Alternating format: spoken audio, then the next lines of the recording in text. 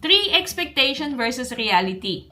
After ko mag-move dito sa Australia. Hi, my name is Rosie and I will tell you ano nga ba yung 3 expectation versus reality ko pag-move ko dito sa Australia. First, kapag student visa ang in-applyan mo, ang agency mo is not responsible para maghanap ng bahay mo. But, they're very kind na tulungan ka makahanap ng bahay. Second, yung work. Your agency again is not responsible para maghanap ng work mo dahil ang pinasok mo natin dito is student visa. But, some of the agency, they're very kind. Na-recommend tayo sa mga previous na napaalis na nila. And then, lastly, is yung work. Gaano nga ba katagal mag-apply ng work? Well, hindi ganun kadaling mag-apply ng work dito. At least 2 to 1 month bago makahanap ng work. Hindi imposible, pero hindi din naman ganun kadali. Marami kang mapagtatanungan dito. And I have 3 recommendation para sa inyo or tips sa pag-a-apply ng work dito. First, let's try not to do walk-ins. Instead, mag-apply tayo online. Meron tayong Seek, Jobjora, at Indeed. Very reliable na mga apps. Pwede mo siyang i-download from the Play Store o Apple Store.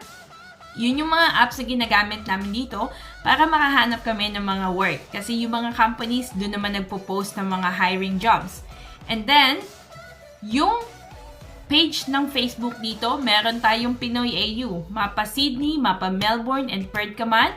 Search mo lang Pinoy AU. They always gonna approve your application. Kung gusto mo mag-join sa group, they gonna approve that one instantly.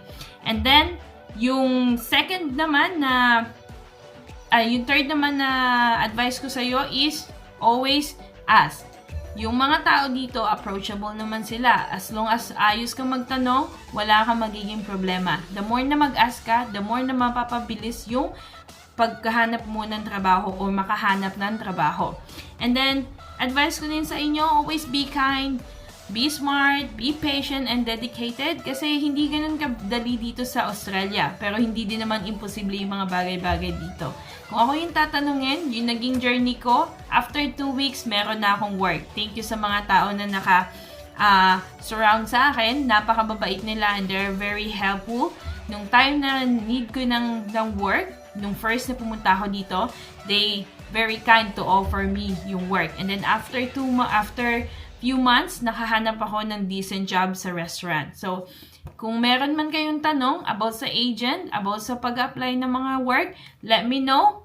Leave your comment and I will reply as soon as possible. And then sa next video ko, sasabihin ko naman sa inyo kung ano yung mga requirements na kailangan nyo sa pag-apply ng student visa. So, yun lang. Thank you guys.